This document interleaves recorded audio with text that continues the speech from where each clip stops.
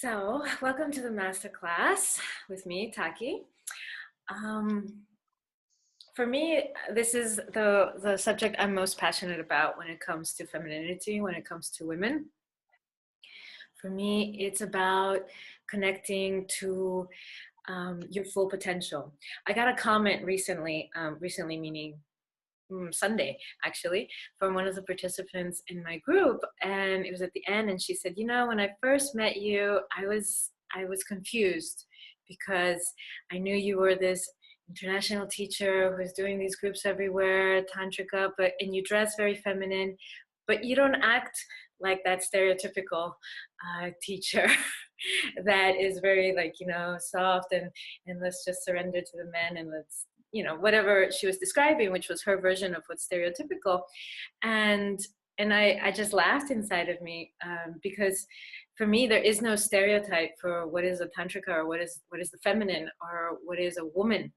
And this was actually my driving force to create this body of work, because for most of my life I looked outside for answers. I wanted to know, what's the recipe, what do I got to do, what do I got to look like, what do I got to dress like, what do I got to say so that I can fit in, because I really don't feel like I can fit in. I don't feel like I'm a woman. So this was the way that I started.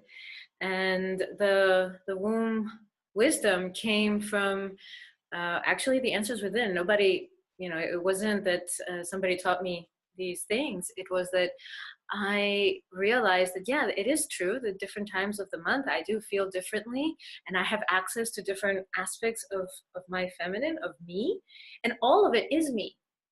And all of it is the feminine. All of it is what it is to be a woman.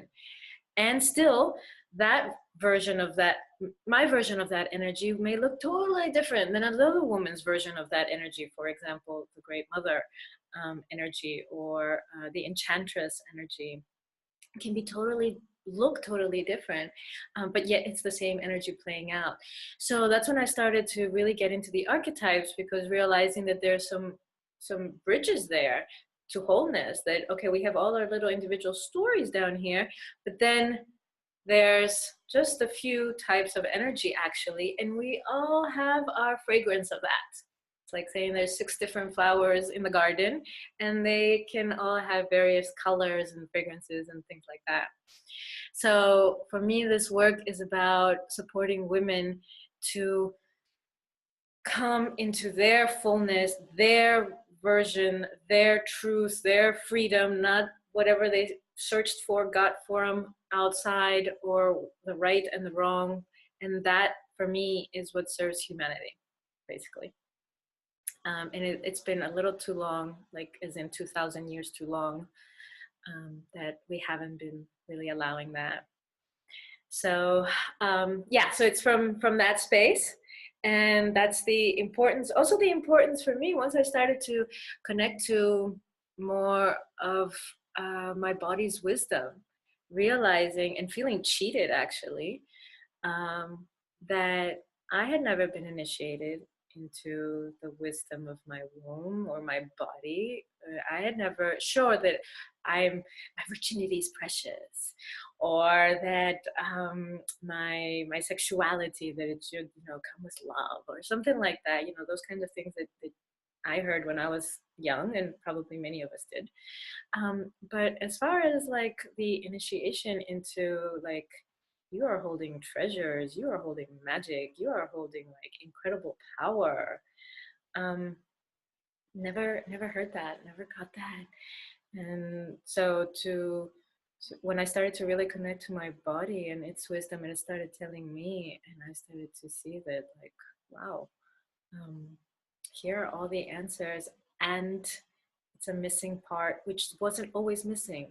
It used to be there. We were initiated into these different stages of life, into the different um, wisdoms, and we were the timekeepers, and we were held very differently in society than we are now. And so this is my effort also to reclaim that, and to allow as many women, to support as many women as possible to reclaim that for themselves, whatever it may look like in their daily lives, whether that's in an office, in a cubicle, or raising children at home, or going grocery shopping, or whatever it is that you do.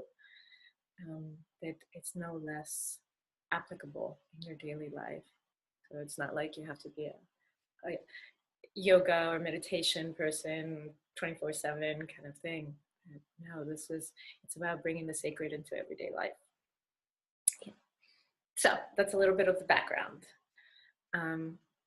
Matilda, did you have any questions? Yeah, I just wanted to bounce back on this because I'm just like feeling really Yeah. inspired by the fact that, like, what you were saying, that we've not necessarily been told, but there's really something magical and powerful about being a woman. And I know that the first time I heard about it, I got angry. I was like, how come nobody talks about this? Like, you know, it's even in the feminist world, it's like, yeah, we need to be as, you know, like we need to make as much money as men, or it was still on that plane, on that competition plane or something. But just, and nobody told me, yeah, being a woman is magical, and yeah, it can really transform your relationship to yourself and to your body. So that I find extremely interesting. And at the same time, what I want to ask you is, sometimes I don't understand. Like, sometimes I don't understand what it is to be a woman.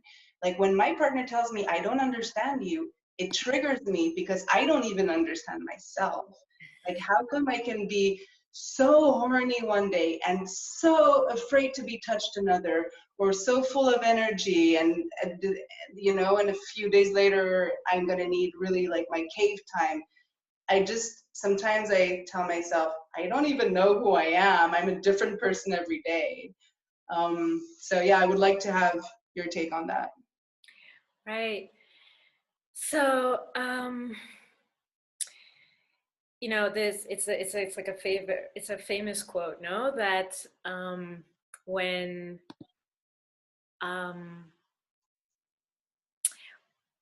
that men get confused that who is this woman? This isn't the one I married, or this isn't the one that was here yesterday, or this isn't the one I, you know, whatever that I like, basically. And yeah, I want to say that's true.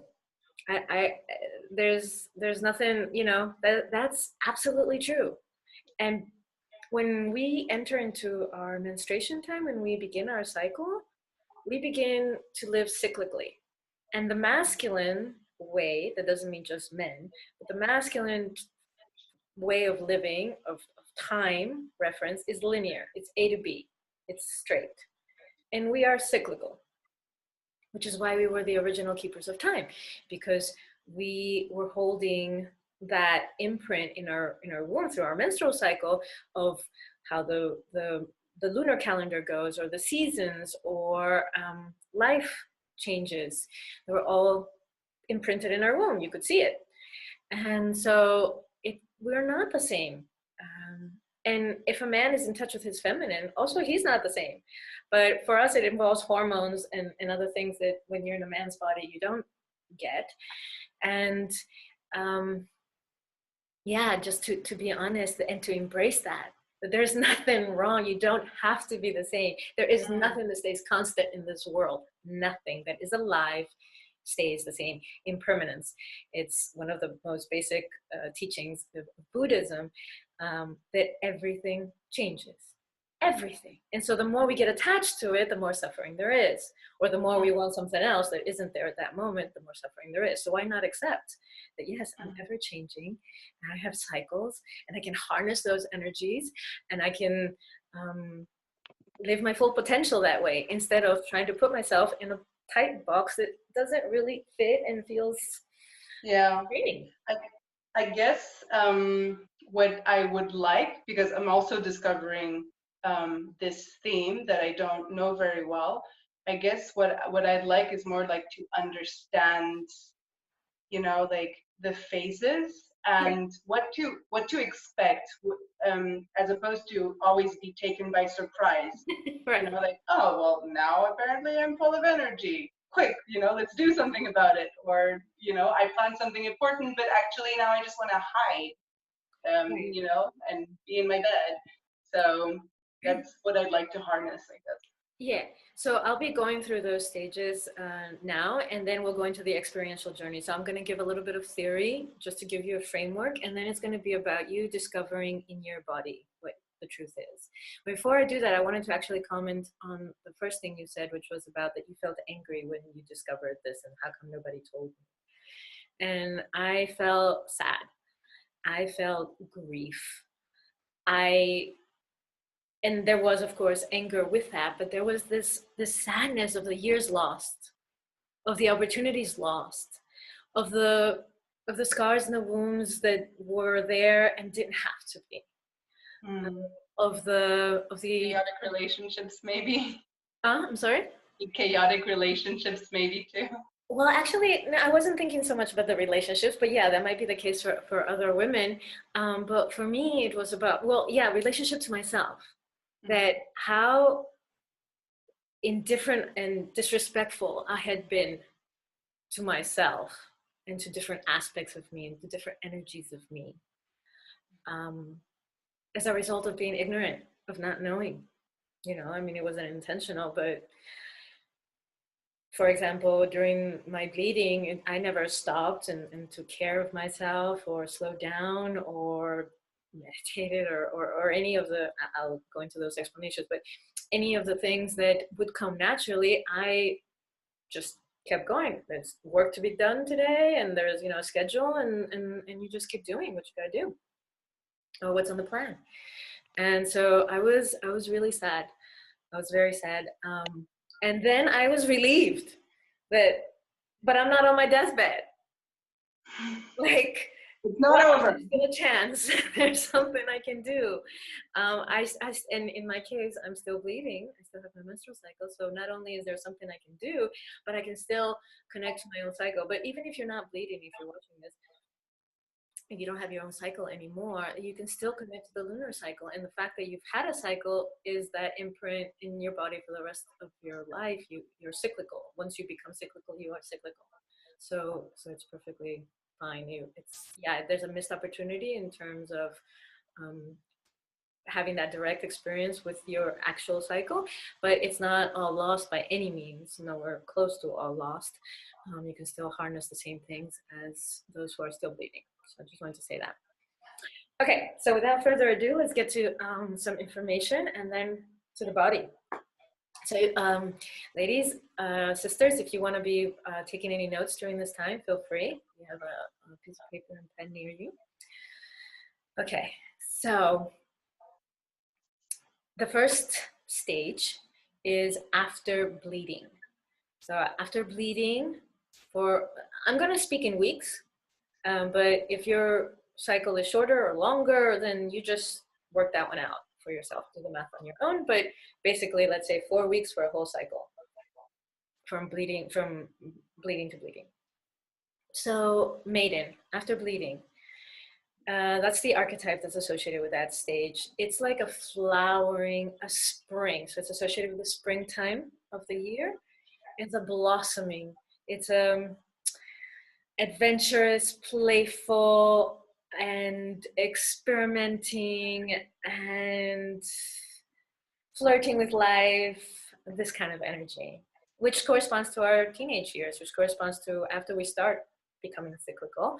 And in its ideal form, we would have the opportunity to do that very safely and very freely. But what happens during that stage in our lives, sometimes that energy is made less because we either really strict parents or other conditioning, religious, cultural conditionings that instill that we shouldn't be flirting with life, we shouldn't be playful, we shouldn't be out there adventurous and exploring. Dancing in the streets and right. I mean, whatever that is for you, right? Like running through the forest, or picking up a backpack and traveling, or whatever it is for you. That energy is stunted, is not allowed to grow. And sometimes it also comes from abuse. It comes from sexual abuse or harassment or teasing, bullying from other women, other girls, other young women, or boys. and or threats like, well, if you can't act like that, you can't giggle like that, because then people, or the boy's going to think that you want something, or things like that. And all of a sudden, contractions, shrinking. So Yeah, like being afraid of being too much, basically. being afraid of being yourself, being afraid of being a woman, being afraid of that, if I'm myself, if I'm a woman, and if I play with that, then I can get hurt. Mm. Yeah. Yeah. So sometimes that means we have to grow up too fast. We don't get to just be innocent and play with our femininity, and it's like now we have to be like responsible, that like, oh, okay, that. And so it's others' impositions of their wounds onto us, reading into our behavior as maidens in that stage of our lives, and that can cause us to contract, and it can cause a lack of trust in life, in that, because I'm a woman, I'm not safe. Because I'm a woman, I can't really just let go and be me as a woman. So these are the imprints. That's if it's stunted, if it's the energy's contracted. There are other cases, of course, where this is like the major energy. And in those cases, it's like an over-reliance on this energy and not having the wholeness of the whole range of femininity. And when we over-rely on this energy, then we can reduce ourselves to being like the eternal little girl that needs to be taken care of. Can't really say no, can't really take care of herself, and like damsel in distress kind of thing, that doesn't really take responsibility for herself, doesn't really grow up to be a woman, just kind of stays in that teenagehood, and wants things to be ideal and innocent and this and that, at the expense of reality. Yeah. There's a wholeness, and this is just one piece of the pie. So this is the energy that we have access to in its healthy form, the playful, the innocent, all of that is what we have access to after our bleeding for about a week. And it's a beautiful thing to tap into. It's when we are full of what seeds do I want to plant? What adventurous curiosity, this kind of energy. So we have access to that, and it's when we can, because we can't do anything about the past. We can't change the past, right? There's no rewinding and fixing and moving forward. The past is the past. And actually, if you try to, in your mind, think that, okay, this should have been this way and this should have been that way, that's a high level of arrogance. Because basically you're saying to the creator, to the divine, to universal consciousness that you're wrong. You made a mistake. And actually everything is exactly how it is, because you are meant to learn lessons from this. So to have that attitude towards it. So when do I get to learn that lesson? Now. You get to learn it now. In whatever age you are, you get to learn it now by connecting to that stage in your menstrual cycle, if you still have a cycle, and if not, to the lunar cycle after the new moon, when the moon is growing. Then you have access to this energy, and you can start channeling it and start working with it and start embodying it, so that you get to be, you get to experience it in its wholeness, even if you're 50. It doesn't. So it's a type of energy that you don't only have at teenage. No. That's the whole point. The life cycle is reflected in our menstrual cycle, and we live a whole life in 1 month. Over and over and over again. It's amazing. I just feel really excited. It's like eternal opportunities. I've been bleeding since I was 9. I'm 42 now. So that's, a lot of, I don't know, I haven't done the math of what that is in months and how many cycles that is, but that's a hell of a lot of opportunities to make up for, the abuse I did have and the wounding I did have in my maiden years. I'm actually curious to know, like, what is the opportunity at that moment? Like, in this energy, if you surf on it, what is the opportunity? Is it like creativity? Like, if you harness it, what is the best thing to do at that moment? Like work So, on your creativity, look for inspiration. right. So I'm gonna let you all experience in your bodies Mm. instead of right now. I'm giving some qualities, but Mm-hmm. everybody will connect to it differently. And so instead of me saying, okay, this is the one thing, go for that, because then that will the mind will influence then the body experience. So these qualities are there to give you a framework, like what the hell is she talking about? But not to confine you so much that you don't actually have your own experience and find your own truth of what that is. And I'm very grateful that that's the way I did it, and came to my own conclusions. Mm-hmm. Okay, so that's the maiden. So then we take a step forward, and we're on the second week of our cycle. So this is associated with the moon, the full moon. So if you take 3 days before, 3 days after, and the day of the full moon, then you have a week. So around that time. And this is the time when we're ovulating. Now, this map differs from Miranda Gray's map. I want to say that up front, and I acknowledge that, and I have utmost respect for Miranda Gray, who has the most commonly referred to, or the only other referred to map there is. For her, the second stage is mother. And for me, I'll tell you exactly why. From my own personal experience, I couldn't understand when I got her books, and I was like, but that's not what happens in me. So this is why I'm saying experience it for yourself, that during ovulation, I'm like, I'm bouncing off the walls. Like I'm ovulating right now, by the way. I know it's new moon time, so I ovulate in reverse, but that's okay. We'll get to that later. But yeah, I'm full of energy at ovulation time, and it's sexual energy, and it makes sense because we are created to procreate. We are animals, and so our hormones peak, and we are ready to be penetrated, actually, and to get pregnant. That's why it's built that way. That's why we do get horny. That's why we are more likely to want to have to be more in our sexual energy during this ovulation time. And for me, that's actually related to the Enchantress archetype. So not the mother archetype, because yeah, pregnancy, mother, but pregnancy doesn't equal mother, in my opinion. Pregnancy is just pregnancy. Mother is a whole nother thing, And so actually the pregnancy is, what am I attracting? What do I want to magnetize? What am I pregnant with, full with? It can be a project, it can be a book, it can be a recipe that, you're that creativity of like, what wants to be burst through me. It's pregnant with life.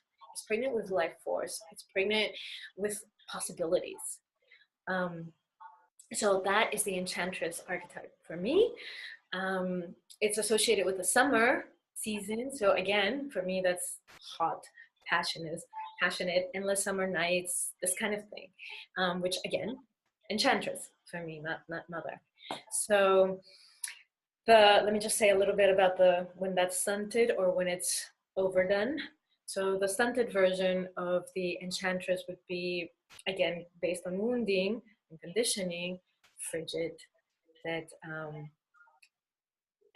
either not in touch with her own sexuality, or judgmental of, maybe the way other women might dress or makeup or flirtations, or having many partners or more than one partner, or whatever the judgments might be about that have to do with sexuality from a contracted point of view. Yeah, I mean, it's fine if that's not what you want for yourself. Nobody has to do all those things by any means, but that is wrong is an expression of, is a sign of a contracted energy in the Enchantress. And so when we're contracted, we can't attract, we can't magnetize, right? And so how are we going to get pregnant? With life. And I mean pregnant physically, but with life. How are we going to birth? How are we going to birth whatever, anything that we are passionate about, that's meant to move through us? And we are women. That's what we're here doing. We're birthing humanity, cycle after cycle. And so this frigidity and this criticalness around sexuality and judgment around sexuality. Yeah, so that's the and not letting it through. And again, if there's wounding in the maiden years, maiden phase, then of course it's going to lead to some frigidity, or it can lead to when there's an excess of this energy, and we're mostly like relying on this energy, and when this energy is distorted, it comes out as a manipulator, as a seductress, that instead of vibrating at a certain level and then having that which is in resonance come forth, that's magnetizing, right? That's what magnets do. Instead, I have to seduce, I have to manipulate, I have to, yeah. And so this is the distorted energy when it's in excess, or when it's distorted. So it's not that it's not there and it's crushed and rejected. It's there, but it's not healthy, not expressed in a healthy way. And you know, there's been studies that our egg, when we ovulate, it used to be thought that the kind of following Darwin's theory of the strongest, the fittest, the survival of the fittest, right? So the sperm that's the strongest, the healthiest will reach the egg first, and therefore we will have the healthiest possible baby, something like that.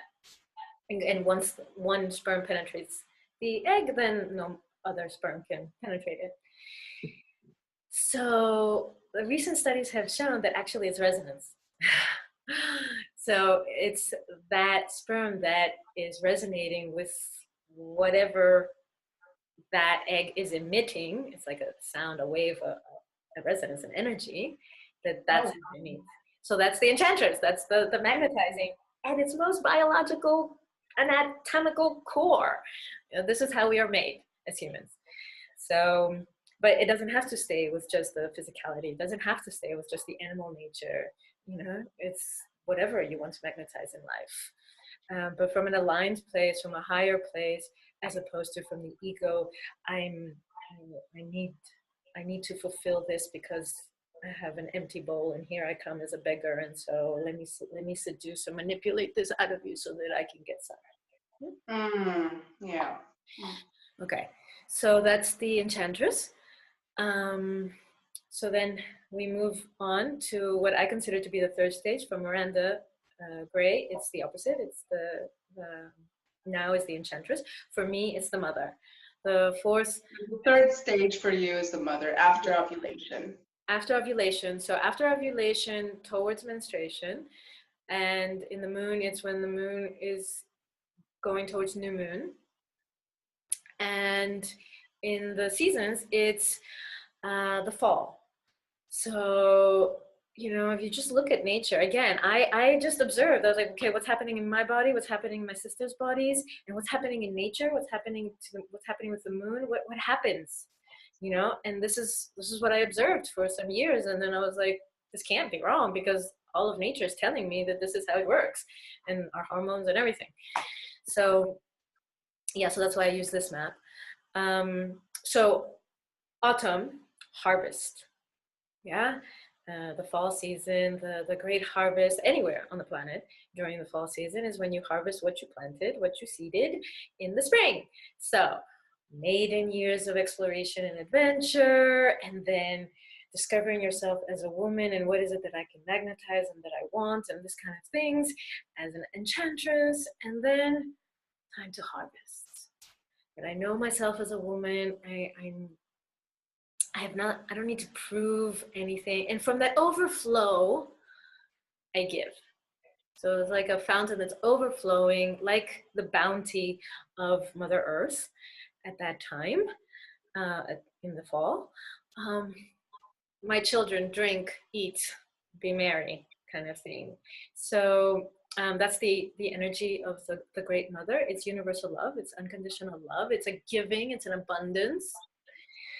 So what happens sometimes when that energy is stunted, you know, some of us women, and it was my case for for most of my life. I said that I didn't want to become a mother, and no, no, no, no, no, no, no, never, because I thought I had a stereotype of what mother meant, and that was just gonna stop me from being me, from living my life, from having a life.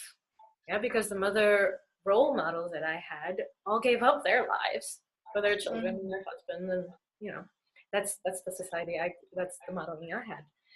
So, and that was beautiful as a child, but I wouldn't want to live it. And so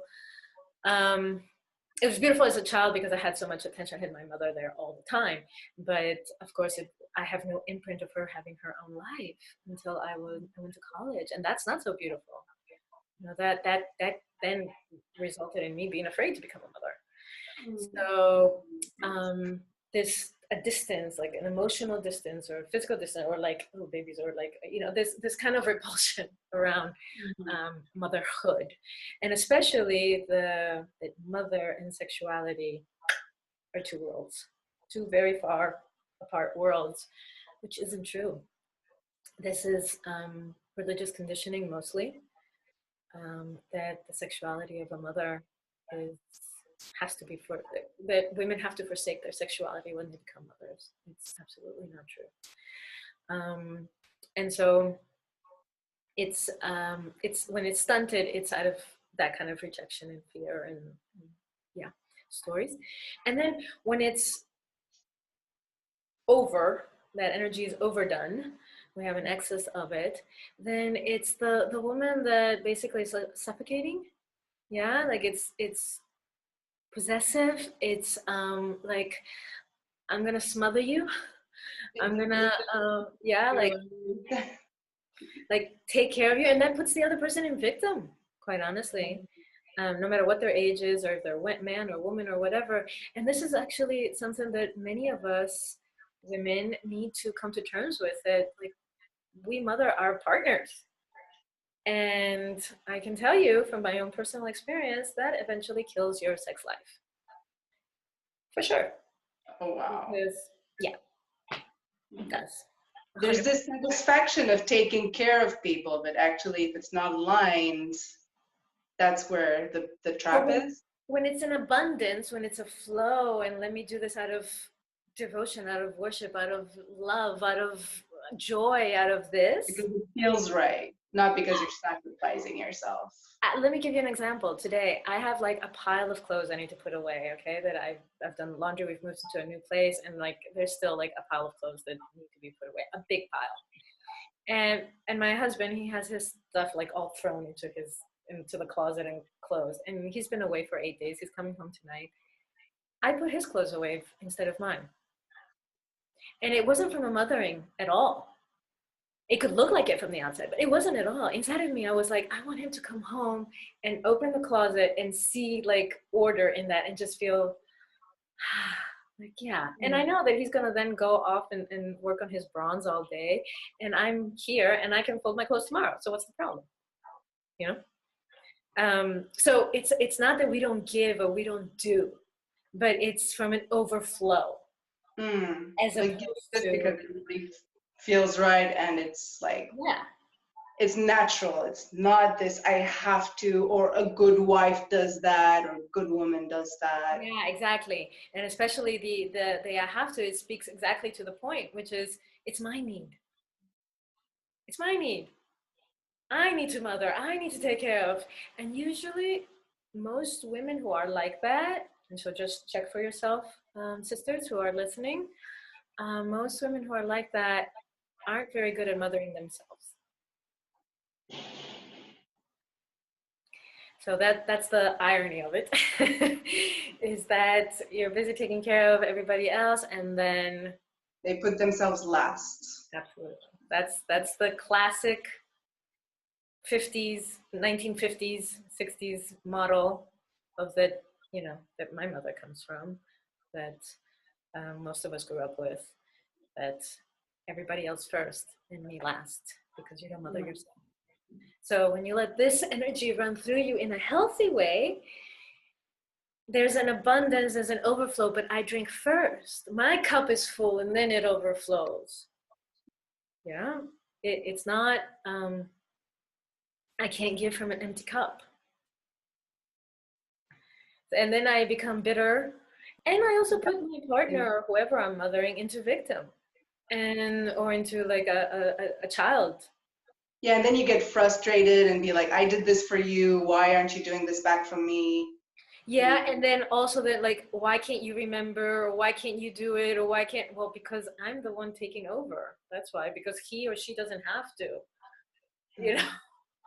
So yeah, so to look at that. So okay, that's the great mother. And now the last stage, which is related to the new moon, and we're going to be going into that more deeply in this master class, because this is the time of the month that it is.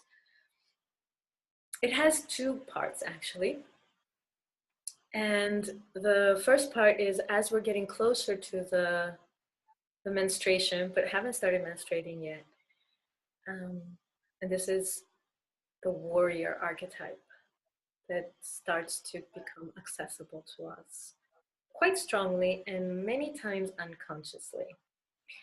So the warrior archetype, there's a distorted version of the warrior archetype in general in society, and it's mostly the masculine warrior archetype, and in its distorted version of destruction for destruction's sake, and hurting and harming along the way. So the warrior archetype in its healthy manifestation is actually a warrior of truth. And the epitome of that, you can say, is Kali. She's holding her sword and she will cut through the veils of illusion and show you truth.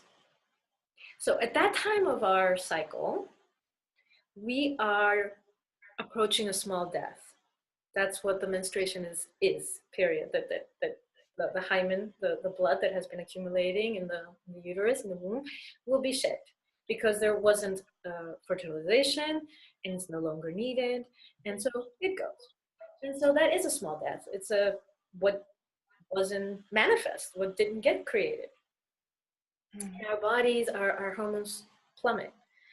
Now, before that happens, there can be an agitation, there can be an anxiety, yeah?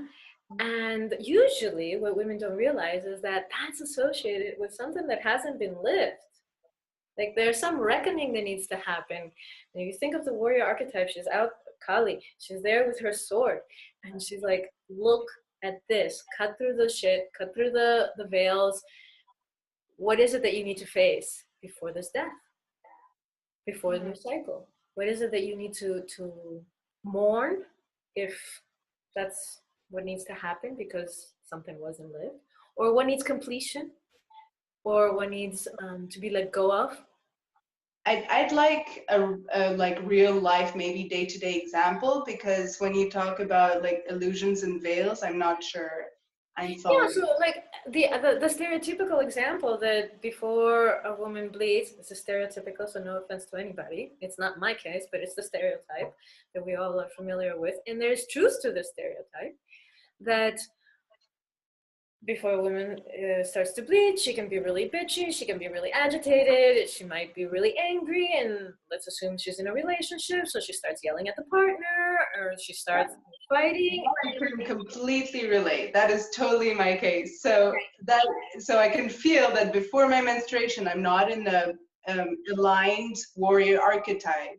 You're not aligned. That energy is there, but it's not healthy. It's not aligned, and so it's taken out on him. So how would I behave? Yeah, let me just complete this. I will say. So you end up throwing it out, like dumping it, like it's because you didn't this or you did that or you whatever, da da da. And what's the veil that needs to be cut, and the illusion, the truth that needs to be seen? The specifics I don't know, but it's something within me. Something I haven't owned, admitted, said, let pile up. Something that I'm ashamed of, or something that, it can be a million things, but it's about me. So it's that time, the warrior archetype at that time comes with her sword and says, let's turn the sword inwards. Oh, okay. And cut through the veils here. And that doesn't mean that no changes need to happen externally. Sure, that would be a normal thing, a natural thing. But the agitation is with something within. This external thing happening, this relationship or the situation, if it's not a partnership, whatever the situation might be that's bringing it out, is just there to show me really what I'm missing, what I haven't been able to catch inside of me. So it's like showing me that part of me that I would need to let go of, basically. That you would need to let go of, or you would need to embrace, or you would need to go into and feel. You know, it's not always a letting go. Sometimes it's embracing. Sometimes it's a loving and accepting. It depends, but that's where the truth comes. You know, that what is it that I need to face? And many times women at that time also they want to have sex and have an orgasm because they need to release energy. So if I can stay with my energy, doesn't mean don't have sex. Of course, have sex whenever you want to have sex, but stay with your energy and sit with it and let it show you the truth. Let this warrior archetype show you what is it that you need to see, because otherwise it's a missed opportunity and it's gone.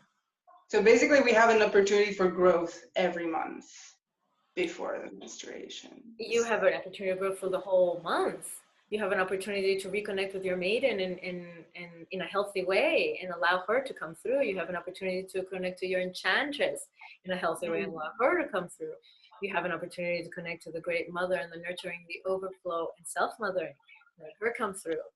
And you have the opportunity also for the warrior archetype to come through, and not the stunted version, which is the, you know, beating yourself up, like being critical to yourself, you know, I'm stupid, I'm bad, I'm wrong, I'm blah, blah, blah, and this kind of depression thing that some women get into.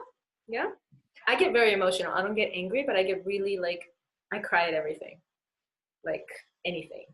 I start to like tear, and I'm just really sensitive that way. But when that's distorted, it can be like a depression kind of thing of like how horrible things are or whatever. And when it's so being like a doormat is the absence of, or too little warrior energy with like, or beating yourself up. And then excessive energy, a warrior energy, or unhealthy, distorted, would be this attacking, dumping on, aggressive, this kind of energy that hurts others and has nothing to do with them. Or maybe they have something to do with it, but it's not really the answer. What needs to be addressed is inside here. It's inside me. Okay, so that's the warrior archetype. And then we come into the last part of our cycle, and this is when we actually bleed. And this is associated with the wise woman archetype, and it's during the new moon time, and it's also associated with winter. So the winter months, if you think of what happens in winter, there's a quiet, there's a stillness. It's not dead. There's so much life going on underground, yeah, but there's this going in, this deep going in.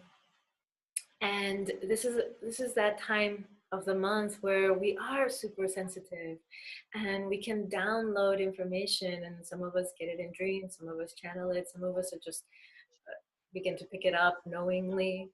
You know, there's different ways. It's a time where you can commune more with the spirit world, with the ethers, and it's connecting to a higher wisdom, basically. So it's not like I know it, or like I've learned something, or it's information from the mind. It's tapping into higher wisdom within and around. Yeah. So this is a beautiful stage. Sometimes women, I know you had asked me about this once, actually, Matilda, that, you know, that maybe for some women when it's full moon time in their cycle, that it's really easy to embrace that because it's very outgoing and yang and sexy and fun. And actually, that's actually difficult for some women. So it depends on the woman. For some women, that's the more difficult one. And the going in and the stillness and the meditative and the spirit and ancestors and this kind of thing is wisdom is easier. And for other women, that's more difficult. And that's it's an important thing to note, that we all have access to all of it, but there's also some energies that we connect to more naturally, more just easily, like since birth. Like it's just kind of feels like home base. It feels like home. It's yeah. But we can access all of it, and it is in our highest good to be able to connect to as much of it in its fullness as possible and not project it out. And so I'm speaking about the wise woman in particular. It's something that gets projected out from most women, that if there is a wise woman in their life, then they project that energy out to her, and it's like, okay, she knows.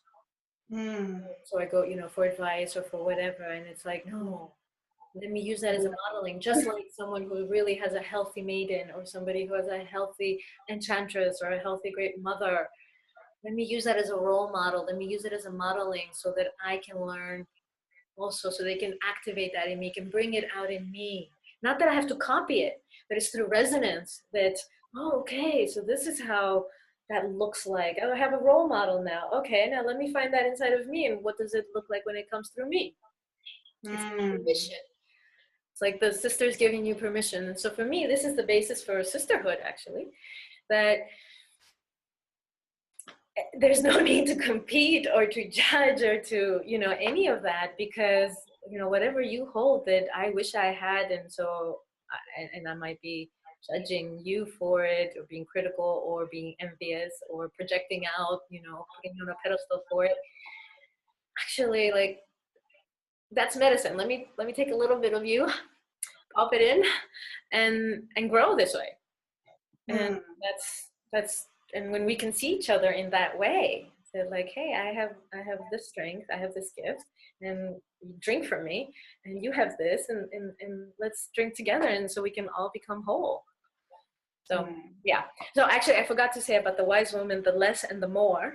So the less, when that energy is stunted, I alluded to it now, that it's projected out, and it's like the naive, the fool that I don't know, that I don't know what I really want. I don't know what's good for me, or I only know from my mind, and I don't tap to the higher wisdoms within. So this naiveness. And then the over energy, the excess energy, is when a woman has access to this power, to this ability to connect with higher wisdom, and uses it for wrong reasons. So can be labeled as black magic, let's say. Can be for the benefit of herself in a very selfish way, as opposed to the benefit of all. So this kind of thing.